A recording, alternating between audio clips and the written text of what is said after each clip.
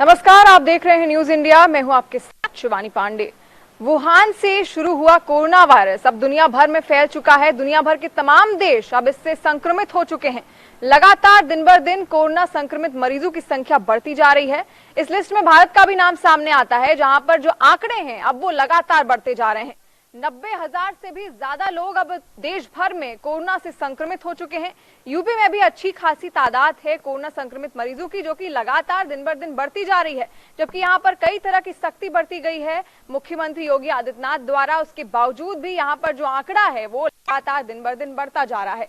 और दूसरी तस्वीर जो देश भर से सामने आ रही है, तमाम वीडियोज आप भी देख रहे होंगे कि प्रवासी मजदूर किस तरह देश के कोने कोने से वो यूपी की ओर वापस लौट रहे हैं। तो इस पर हम और अपडेट लेंगे और ज्यादा जानकारी लेंगे। मेरे सहयोगी नीरज मिश्रा मेरे साथ मौजूद हैं। तो नीरज, क्या अपडेट है इस वक्त यूपी को लेकर कोरोना संक्रमित मरीजों की?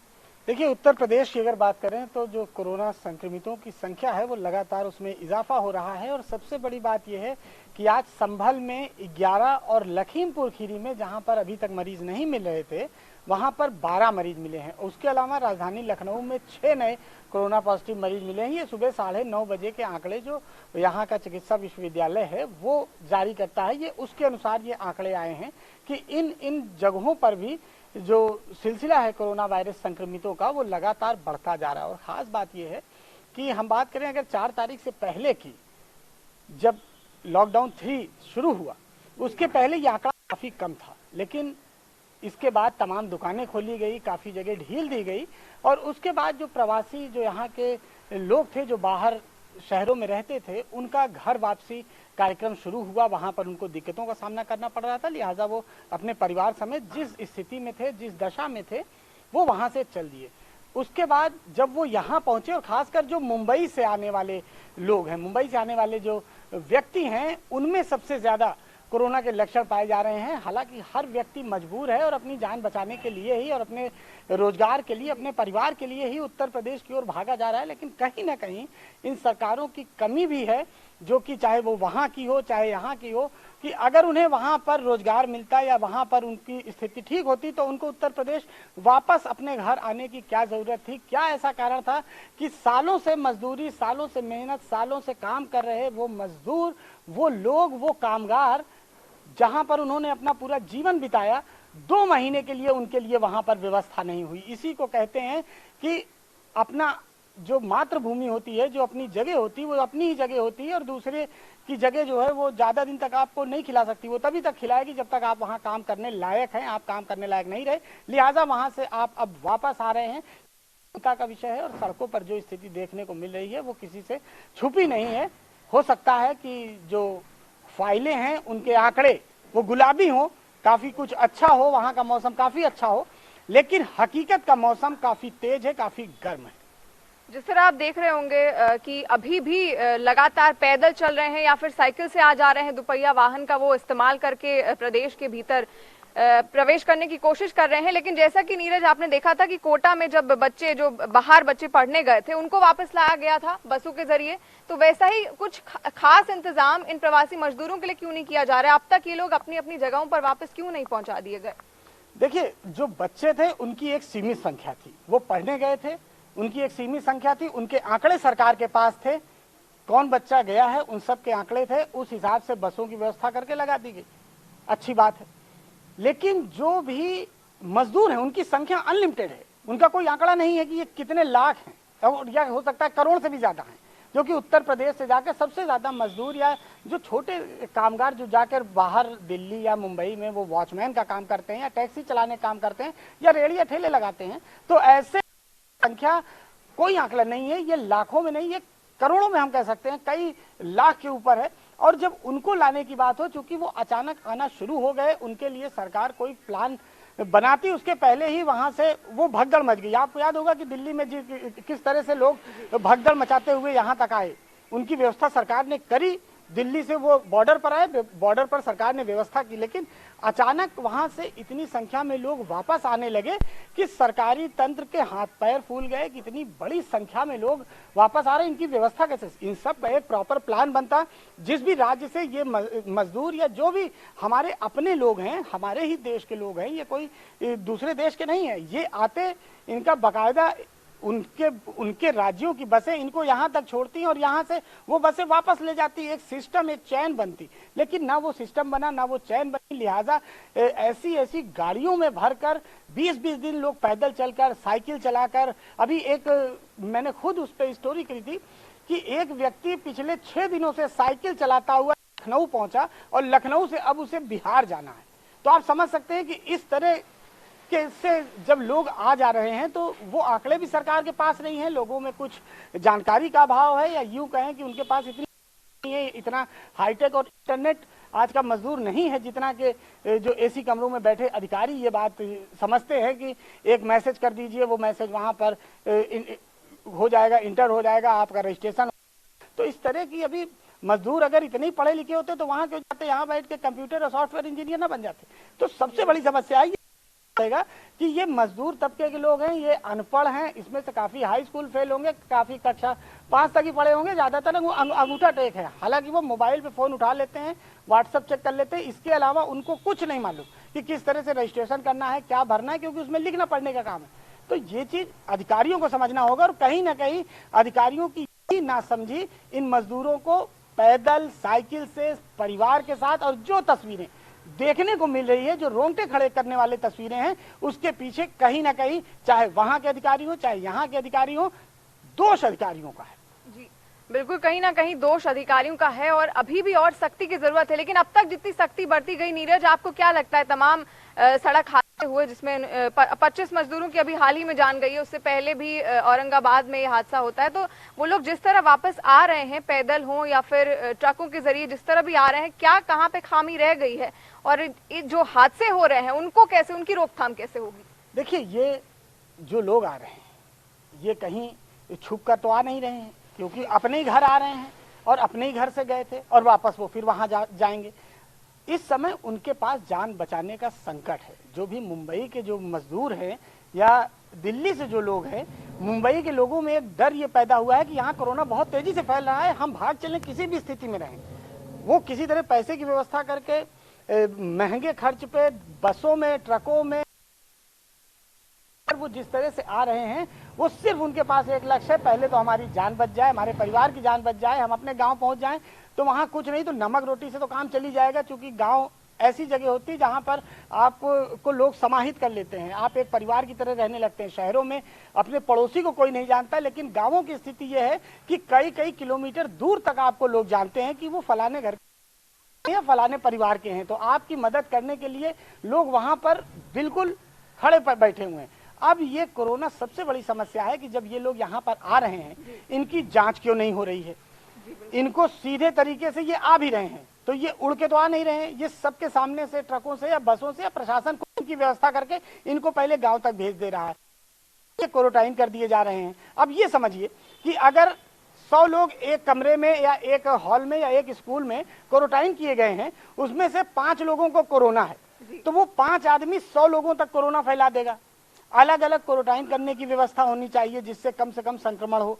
उसके अलावा आप जांच नहीं ले रहे हैं, उनको क्वारंटाइन करके 14 दिन के लिए आपने छोड़ दिया, उनके जांच के नमूने आ रहे हैं 5 दिन 6 दिन बाद, और तब तक पता चल रहा है कि ये 4 लोगों को पॉजिटिव हैं, उनको आपने अस्पताल में भर्ती किया, अब बाकी लोगों के फिर से नमूने जा रहे हैं, वो संख्या और बढ़ रही। तो ये संख्या इसीलिए लगातार बढ़ती जा रही है क्योंकि क्वारंटाइन करने के साथ ही उनका तत्काल सैंपल लेना चाहिए और सैंपल लेके जल्द से जल्द रिपोर्ट आए, और जब तक रिपोर्ट ना आए उन सबको अलग अलग रखा जाए, तो लिहाजा वो रुक जाएगा। लेकिन ये व्यवस्था नीचे जो वर्क कर रहे हैं अधिकारी, उनको नहीं समझ में आ रही है। उनका ये है कि हम लाके उनके गांव भेज दें, हमारा काम खत्म, अब उसके बाद जो अस्पताल प्रशासन है, जो स्वास्थ्य विभाग है, वो निपटेगा, हमने अपना काम कर दिया। तो अपना काम करने के बाद जो समस्या पैदा हो रही है ऐसे अधिकारियों की, मुख्यमंत्री लगे हुए हैं, अधिकारी मीटिंग कर रहे हैं, लोगों को निर्देश दे रहे हैं। अधिकारी और मुख्यमंत्री तो यही कर सकते हैं ना कि जो दिशा निर्देश है वो दे दे, उसको पालन करने वाले जो नीचे अधिकारी बैठे हैं उनको शायद इतनी दिक्कत हो रही है और इसी वजह से ये कोरोना की संख्या लगातार अब ग्रामीणों से आ रही है। अभी तक कानपुर, बनारस, लखनऊ, आगरा से आ रही थी, जो अब लखीमपुर खीरी, गोंडा, बहराइच और संभल ऐसे जगहों से आ रही है, जहां पर न केवल ये लोग बल्कि पुलिसकर्मी भी कोरोना पॉजिटिव हो रहे हैं, क्योंकि वो भी उनके लिए खाने की व्यवस्था कर रहे हैं, उनको रोक रहे हैं, उनकी जांच कर रहे हैं। तो लिहाजा संभल की अभी जो रिपोर्ट आई है आज की, उसमें कई पुलिसकर्मी भी कोरोना संक्रमित पाए गए। तो लिहाजा पुलिसकर्मियों में भी डर हो रहा है, वो क्यों रोकेंगे सड़क पर। तो इसलिए ये कोरोना संक्रमण लगातार फैल रहा है और यही कारण है कि नीचे तबके के जो अधिकारी हैं, अगर वो बात मानेंगे सरकार की और सिस्टम से काम करेंगे, तो कोरोना को जैसे हमने पिछले 1.5 महीने रोका था, हम आगे भी रोक लेंगे। व्यवस्था की अगर बात करें नीरज, तो व्यवस्था आपके किस तरीके से देखते हैं? आपको क्या लगता है और कितनी खामियां अभी रह गई हैं? क्योंकि आज सुबह भी आपने खबर सुनी होगी कि फिर से कई मजदूरों की मौत हुई है। तो लगातार ये जो मौत का सिलसिला है, कब थमेगा? व्यवस्था में कहाँ खामी आ रही है? मुख्यमंत्री लगातार निर्देश दे रहे हैं डीएम को कि आप देखिए और जहाँ पर खामियां आ रही है उनको सुधारिए, लेकिन कहाँ पर आपको लग रहा है कि चूक हो रही है? देखिए, एक्सीडेंट तो शिवानी देखिए कभी होते रहते हैं, लेकिन इस लॉकडाउन में जब गाड़ियों का आवागमन बहुत कम है, उस दौरान अगर एक्सीडेंट होता है तो निश्चित तौर पर ये सबसे बड़ी बात है कि जो भी ड्राइवर है, या तो वो लगातार गाड़ी चला रहा है या वो भागने की फिराक में है कि जल्दी से जल्दी हम पहुंचाए, क्योंकि उसने पैसे ले रखे हैं, बहुत ज्यादा पैसे लोगों से ले रखे हैं, तो उसकी भी जल्दी है कि हम जल्दी जल्दी भागें, पूरी रात गाड़ी चलाएं, पूरी दिन गाड़ी चलाएं और हम जल्दी से गंतव्य तक छोड़कर वापस आ जाएं। तो इस चक्कर में, हड़बड़ी में, जल्दबाजी में और पुलिस के डर से, प्रशासन के डंडे के डर से वो भाग रहे हैं और इसी चक्कर में वो तमाम एक्सीडेंट हो रहे हैं जो लगातार हमें पिछले 4 दिनों से देखने को मिल रहे हैं। आज भी एक एक्सीडेंट की खबर आई है, हालांकि उसमें किसी की मृत्यु का अभी तक समाचार नहीं मिला है, लेकिन कई लोग उसमें घायल हैं। और इस तरह के कल भी जो बड़ा हादसा हुआ था जिसमें 24 लोगों की मृत्यु हुई थी, तो हादसे ना हो इसके लिए सरकार को व्यवस्था करनी पड़ेगी और जो भी सरकारी अमला है, अगर वो शांत तरीके से इन सभी मजदूरों को बाकायदा स्कैनिंग करके, बाकायदा उनकी काउंसलिंग करके, एक एक बस की व्यवस्था करके उनको उनके गंतव्य तक भेजेगा, तो न लोग परेशान होंगे, न ही कोरोना फैलेगा।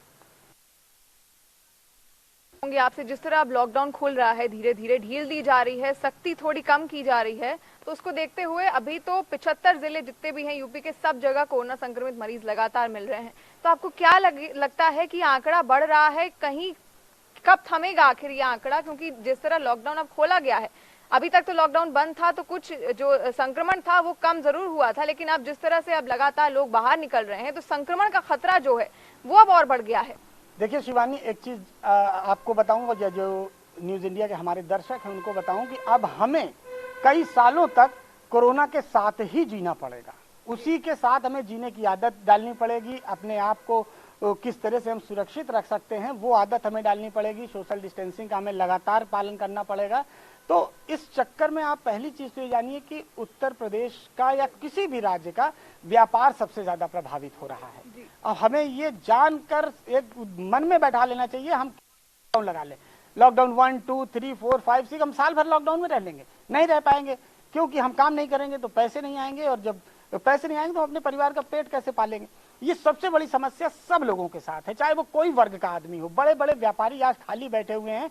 कानपुर में कई जो सोने चांदी के व्यवसायी थे, बड़े व्यवसायी थे, वो अपना व्यापार बदल रहे हैं, वो सब्जी के बिजनेस में वो हाथ आजमाने लगे हैं, क्योंकि उन्हें पता है कि लॉकडाउन खुलने के बाद लोगों के पास इतने पैसे अब नहीं है कि वो सोने चांदी की खरीदारी करें या शॉपिंग मॉल में जाकर फिल्म देखें या बड़े बड़े ब्रांडेड शोरूम में जाकर वो घूमे टहलें।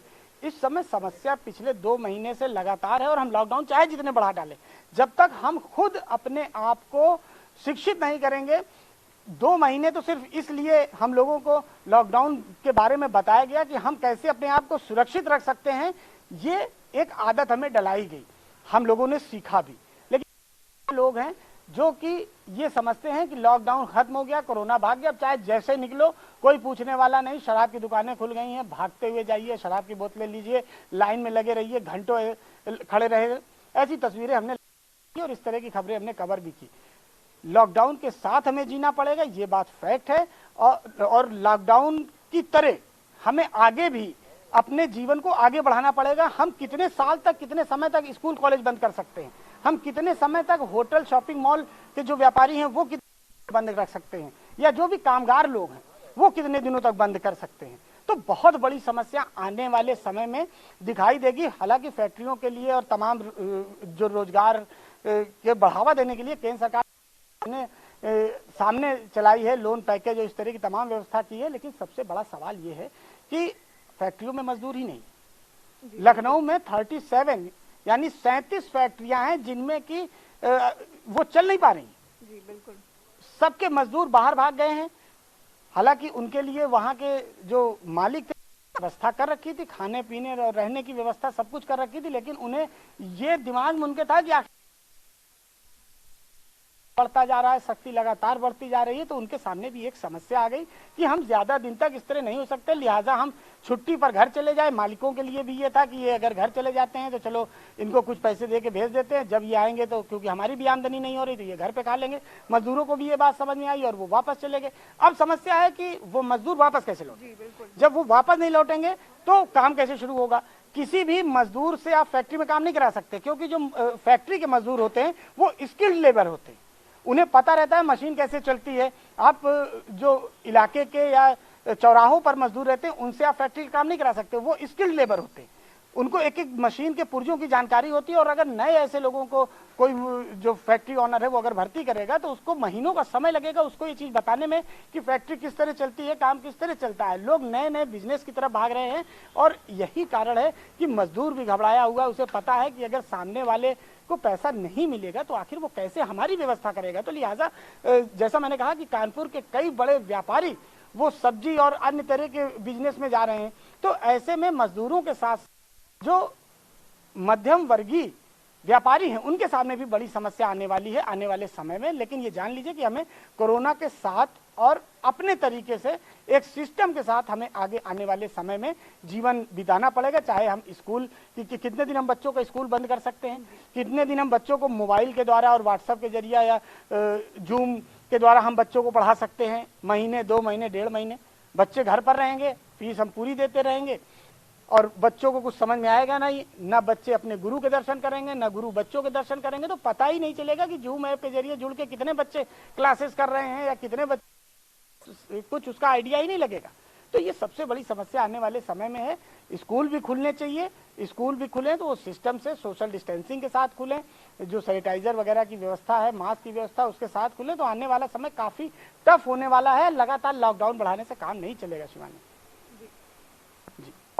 जैसा कि नीरज ने कहा कि आने वाला समय काफी कठिन होने वाला है और वाकई हमको कोरोना के साथ ही अब जीवन जीना सीखना होगा। WHO ने भी ये बात कही है कि अब ऐसा हो सकता है कि बीमारी ऐसी बन जाए जो हमारे साथ हमेशा रहे, जैसे कि HIV एड्स। तो हमें कहीं ना कहीं अब ढूंढना पड़ेगा खुद को संभाल के कंट्रोल करके एक तरीके से कोरोना के साथ अब जिंदगी की ये जंग जीतनी पड़ेगी। सोशल डिस्टेंसिंग के जरिए या फिर मुंह पर मास्क बांधना हो, तो कहीं ना कहीं अब कोरोना के साथ ही हमें आगे बढ़ना होगा। लेते हैं एक छोटा सा ब्रेक, जल्द लौटेंगे।